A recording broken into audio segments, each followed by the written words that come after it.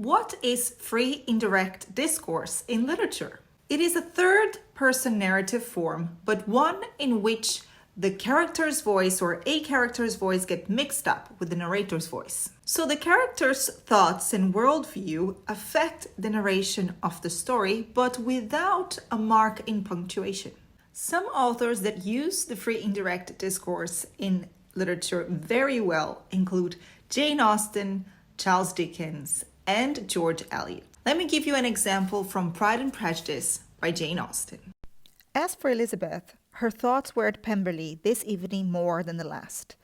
And the evening, though as it passed it seemed long, was not long enough to determine her feelings towards one in that mansion. And she lay awake 2 whole hours endeavoring to make them out. She certainly did not hate him. No, hatred had vanished long ago, and she had almost as long been ashamed of ever feeling a dislike against him that could be so called. These thoughts, the awareness that she did not hate him. No, in fact, hatred had vanished long ago. These thoughts are not in the narrator's mind, but in the character Elizabeth Bennet's mind. And those thoughts affect the writing of the narrative in the third person.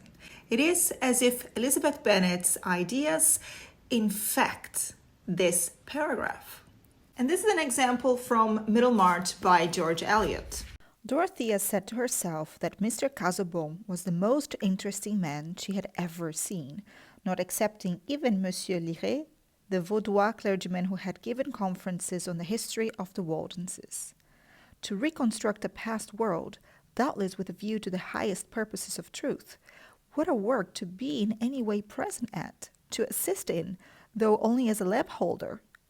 This elevating thought lifted her above her annoyance at being twitted with her ignorance of political economy, that never explained science, which was thrust as an extinguisher over all her lights. So who actually says to reconstruct a world, doubtless with a view to the highest purposes of truth, what a work to be in any way present at, to assist in, though only as a lap holder? Is that the narrator who's saying those words? No, it's the character Dorothea. So Dorothea's thoughts and the words in her mind affect the writing of this particular part of the story. I hope you enjoyed this mini literature lesson, and if you want more literary content, follow Books and Culture.